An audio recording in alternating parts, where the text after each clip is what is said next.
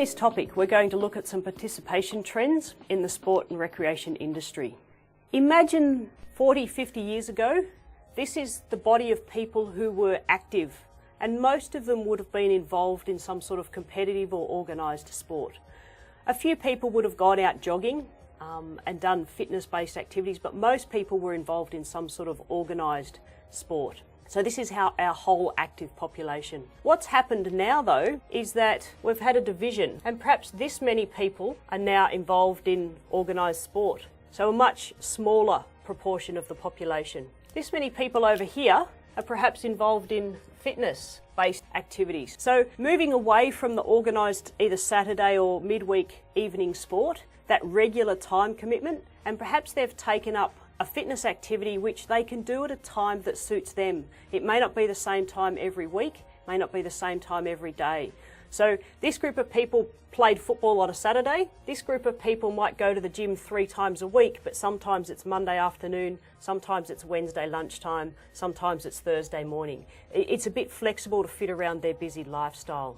And this group of people down the bottom, they're the ones that do nothing. They're the ones that we've lost out of the sport and rec industry. They're the ones that are at risk of that increased obesity because they're not doing regular exercise. Because even this fitness group over here, they're the ones out walking the dog on a regular basis. This 60% group down the bottom, they're the ones that are at increased risk of those heart diseases and obesity. They're the ones that we really need to focus on. We've looked at the trends in adult participation. Now we're going to have a look at what's happening with children's participation in sport. It's a little bit different. The adult organised sport participation is decreasing.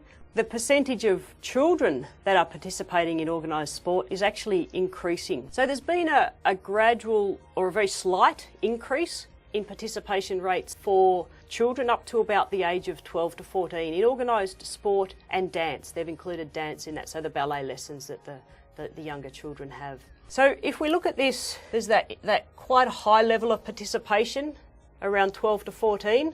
But then it drops off quite dramatically. And this is a little bit concerning. That drop off signifies a whole group of young people that are heading for that 60% of people that don't do regular exercise. There's not a lot of teenagers, for example, that will just on their own, for their own reasons, hop up out of bed and go for a run. They'll go for a run if they play football or cricket or netball or hockey and they need to be fit to play that sport. But if they don't have a reason and a driver to be fit, they'll just laze around the house. So it's a really worrying statistic. We can wonder why this age group is so significant in that tailing off. It's worth noting that it's about the time that young people transition from primary school to high school. So they're changing very significantly the way that they study and the sort of schooling that they have. They might have different groups of friends that arrive on their doorstep in that era. They may discover video games. Their parents probably have a little less control because as we get to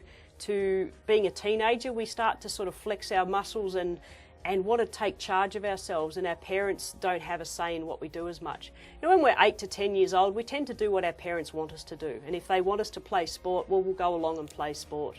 It's also the time that young people reach puberty, and there's a whole lot of changes in body shape. And that can stop them wanting to put on, skimpy sports costumes because for girls they're developing breasts. For boys they might have that bit of puppy fat around their waist and they're feeling very self-conscious and they're not feeling like they want to get out and exercise and be amongst their friends. And finally there's the peer group pressure. I have a friend's daughter who started high school recently and I was asking her the other day how it was going and she said, well, the classes are okay. But I really miss being able to run around and play chasey at lunchtime because we're not allowed to do that. And it's not that they're not allowed to do that, it's just that the peer group pressure of a high school situation doesn't let girls run around at lunchtime. It's okay for boys to run around and play football or brandy or handball, but girls are expected to just sit down and talk amongst themselves. So all of those things are leading to this decrease in participation and heading those young people to that 60% of people that don't do regular exercise. Now that we have an understanding of some of the trends in the sport and recreation industry, we're going to, in the next topic, we're going to look at ways that we can maybe increase participation in sport and recreation through being inclusive in our practices.